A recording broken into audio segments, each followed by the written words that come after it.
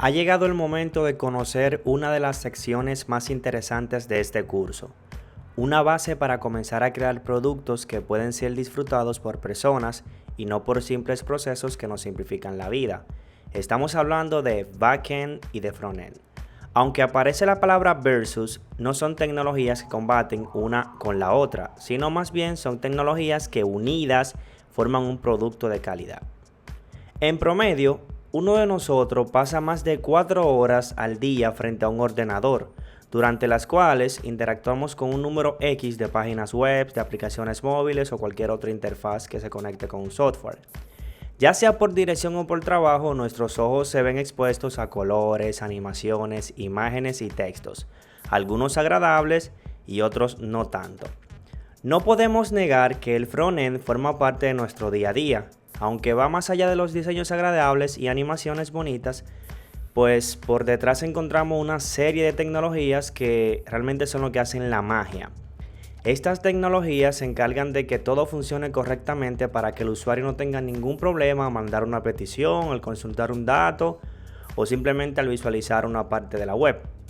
Vamos a definir estas palabras extrañas, backend y frontend. El frontend se enfoca básicamente en el usuario, en todo con lo que podemos interactuar y vemos mientras navegamos. Así que es como si fuese la primera cita entre un chico y una chica, pues nuestra web busca causar una buena impresión y agradar al usuario. Por todo esto, básicamente es la parte del cliente que se utiliza para interactuar con cualquier software o cualquier proceso. Un CLI, una interfaz como el programa que hicimos en la gestión de base de datos, pues podía ser el frontend para nuestro proceso o software. Básicamente el frontend en la parte web está formado por HTML, CSS y JavaScript. Si vamos a una aplicación móvil, pues estará formado por la tecnología que se utilizó para desarrollar esa aplicación móvil. Por otro lado tenemos el backend.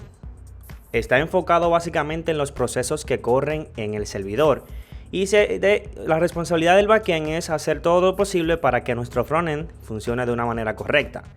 Es la parte de un software que manipula la lógica de negocio y la persistencia de los datos. El backend básicamente es el encargado de comunicarse con la base de datos, de ejecutar cron jobs, de manejar una API RESTful, una API con GraphQL, etc.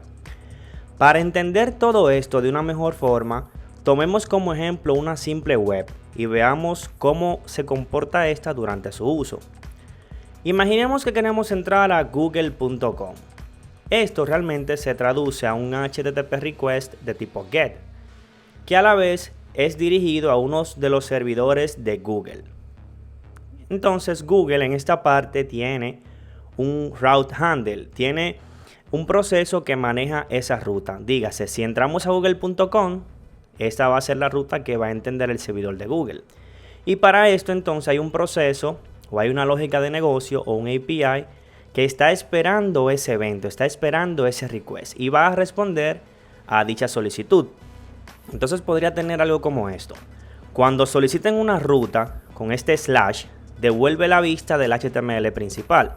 Entonces básicamente el API de Google o el proceso que se encargue de manejar esa ruta devuelve información al servidor. Este servidor de Google la devuelve a nuestro cliente browser en un HTML, por ejemplo. Y básicamente eso es lo que vemos, la parte inicial, la página principal de Google. Si escribimos acá en Google cualquier otra cosa y presionamos el botón de buscar, eso va a realizar otra petición al servidor de Google y el proceso se va a volver a ejecutar. Pero es necesario que aclaremos una palabrita extraña que es muy probable de que la escuchen por ahí cuando comiencen a aprender un nuevo lenguaje de programación y es framework.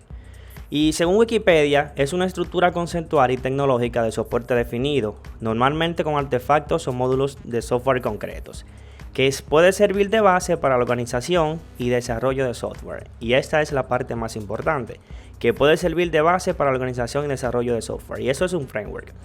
Por ejemplo, un framework no es más que un conjunto de funciones que una comunidad desarrolló para la facilidad a los programadores al momento de desarrollar un nuevo software, como es el caso de Angular, por ejemplo, como es el caso de Nest.js, que ya lo vamos a ver más adelante. Existen diferentes frameworks dependiendo el stack en que se esté trabajando, si es frontend o si es backend.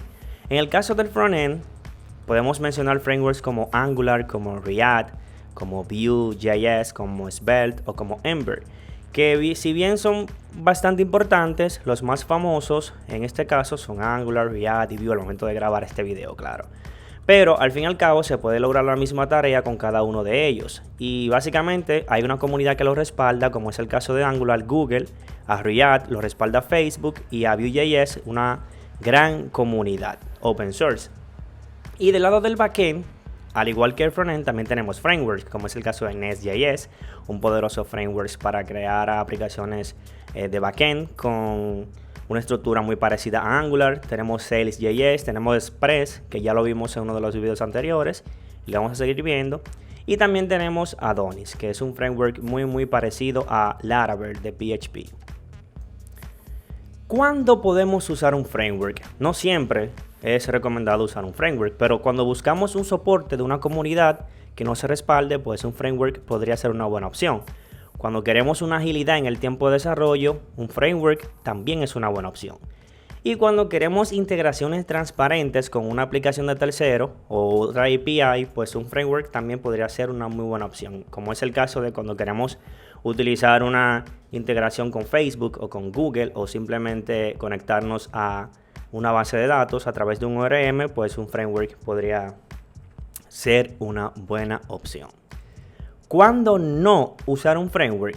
Bueno, pues cuando no conocemos el lenguaje de programación que lo soporta. Pasa mucho que personas comienzan a aprender, por ejemplo, Node.js sin saber nada de JavaScript. Y esto es un gran problema porque pues, se pueden encontrar lagunas o inconvenientes cuando comienzan a desarrollar con ese framework. O también cuando comienzan a aprender ASP.NET sin saber C# o de igual forma con otros lenguajes.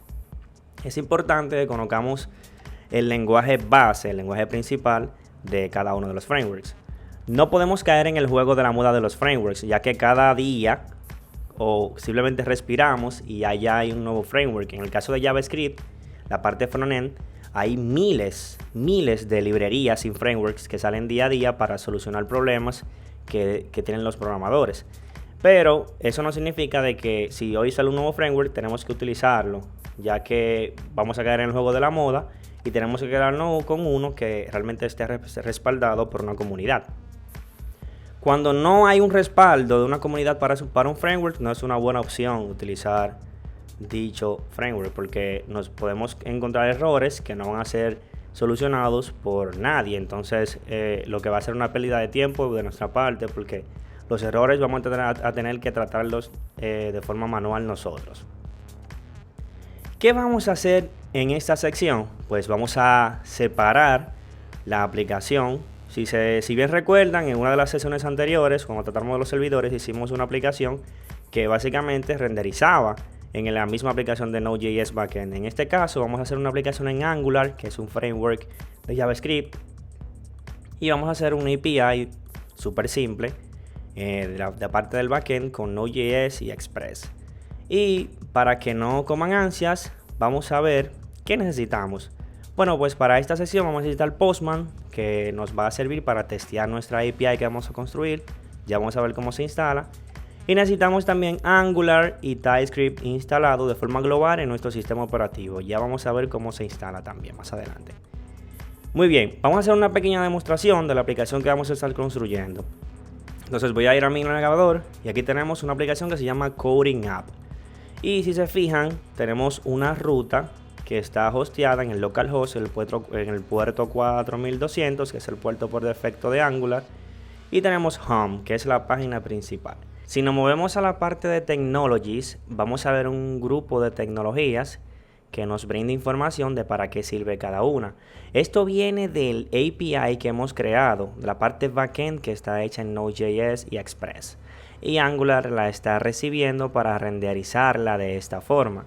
Si presionamos en See More, en la parte por ejemplo de Node.js, vamos a ver que acá tenemos una ruta, ha cambiado, dice Technology y el ID de ese elemento, que básicamente es un Object ID de MongoDB, utilizando Mongoose.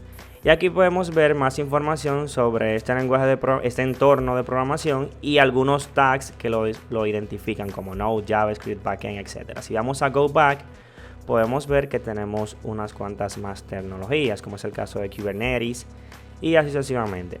Podemos también ir a About. Fíjense cómo la ruta ha cambiado nuevamente. Aquí tenemos nuestro default About page.